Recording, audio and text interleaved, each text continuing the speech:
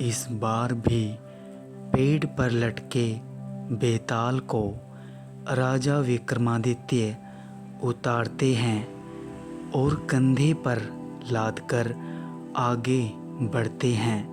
बेताल हर बार की तरह राजा विक्रमादित्य को फिर से एक कहानी सुनाता है।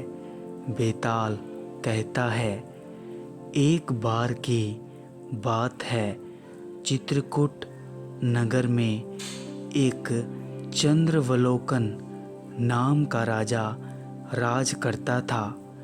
उसे शिकार करने का बहुत शौक था। एक बार वो जंगल में शिकार करने निकला। वहाँ घूमते घूमते वो रास्ता भटक गया। थक कर वो एक पेड़ के नीचे आराम करने लगा। आराम करते हुए उसने एक खूबसूरत कन्या को देखा। उसकी खूबसूरती राजा की आँखों में बस गई। उस लड़की ने फूलों के गहने पहने हुए थे। राजा उस कन्या के पास पहुंचा। वो कन्या भी राजा को देखकर बहुत खुश हुई। इतने में उस कन्या की सहेली ने राजा से कहा कि यह ऋषि की बेटी है। उसकी सहेली की बात सुनकर राजा खुद ही ऋषि के पास गए। उन्होंने ऋषि को प्रणाम किया। ऋषि ने राजा से पूछा, राजा आप यहाँ कैसे? राजा ने कहा, मैं यहाँ शिकार खेलने आया था। राजा की बात सुन ऋषि ने कहा, बेटा तुम क्यों मासूम जीवों को मारकर पाप के भागी बन रहे हो? ऋषि की बात का राजा पर बहुत असर हुआ। राजा ने कहा, मुझे आपकी बात समझ आ गई है। अब मैं कभी शिकार नहीं करूँगा। राजा की बात सुनकर ऋषि बहुत खुश हुए और बोले, राजा तुम्हें जो मांगना है मांगो। राजा ने ऋषि की बेटी के साथ शादी करने का प्रस्ताव रखा। ऋषि ने राजा की बात मान ली और बेटी की शादी राजा के साथ कर दी। शादी के बाद राजा अपनी पत्नी को लेकर अपने राज्य की तरफ चल पड़ा। रास्ते में जाते जाते दोनों को एक भयानक राक्षस मिला। वो राक्षस बहुत ही भयानक था। उसने राजा की पत्नी को खाने की धमकी दी।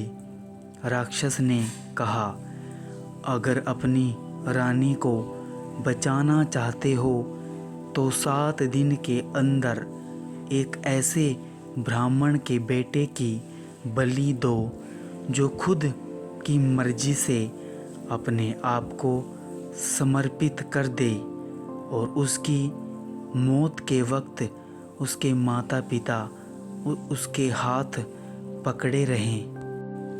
राजा बहुत डरा हुआ था और उसी डर से उसने राक्षस की बात मान ली। राजा डरते हुए अपने नगर पहुंचा और अपने दीवान को सारी बात बताई। दीवान ने राजा की पूरी बात सुनते हुए राजा को सांत्वना दी और कहा, आप चिंता मत कीजिए, मैं कुछ उपाय करता हूँ। फिर दीवान ने 7 साल के एक बालक की मूर्ति बनवाई और उसे कीमती गहने और कपड़े पहनाए। उसके बाद दीवान ने उस मूर्ति को गांव-गांव और आसपास के नगरों में भी घुमवाया। साथ ही उसने यह भी कहलवाया कि अगर किसी ब्राह्मण का 7 साल का बेटा अपने आप को अपनी मर्जी से बलिदान देगा और बलि के वक्त उसके माता पिता हाथ पैर पकड़ेंगे, उसे यह मूर्ति मिलेगी और साथ ही साथ 100 गांव भी मिलेंगे। यह खबर सुनकर एक ब्राह्मण का बेटा राजी हो गया। उसने अपने माता पिता से कहा, आपको बेटे कई मिल जाएंगे। मेरे बलिदान से राजा का भला हो जाएगा और आप लोगों की गरीबी भी ख़त्म हो जाएगी। माता पिता ने काफ़ी मना किया, लेकिन बेटा ज़िद पर अड़ा रहा और अंत में माता पिता को उसने मनवा लिया। ब्राह्मण माता पिता अपने बेटे को लेकर राजा के पास गए। राजा सभी को लेकर राक्षस के पास चला गया। राक्षस के कहे अनुसार राजा उस बालक की बलि के लिए तैयार हुआ और बलि के वक्त बालक के माता पिता ने उसके हाथ पकड़े। राजा ने बालक को मारने के लिए जैसे ही तलवार उठाई, बालक जोर से हंस पड़ा। इतने में ही बेताल ने कहानी बीच में ही रोक दी और विक्रमादित्य से हर बार की तरह इस बार भी सवाल पूछ बैठा, बताओ विक्रमादित्य, ब्राह्मण का लड़का क्यों हंसा? राजा ने जवाब देते हुए कहा, ब्राह्मण का बेटा इसलिए हंसा क्योंकि जब भी कोई आदमी डरता है तो वो सबसे पहले अपने माता पिता को बुलाता है। अगर माता पिता नहीं हों तो व्यक्ति राजा को मदद के लिए बुलाता है। अगर राजा भी मदद ना कर सके तो व्यक्ति भगवान को मदद के लिए याद करता है। लेकिन यहाँ तो कोई भी ब्राह्मण के बेटे की मदद के लिए नहीं था। माता पिता बालक के हाथ पकड़े हुए थे।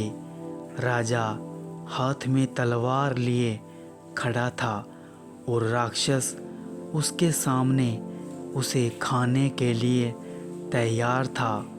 ब्राह्मण का बेटा किसी और की भलाई के लिए खुद का बलिदान दे रहा था और इसी कारण वो हंस पड़ा। इतना सुनकर बेताल खुश हो गया और राजा की तारीफ की। फिर तुरंत ही हर बार की तरह उड़कर पेड़ पर जाकर उल्टा लटक गया। धन्यवाद।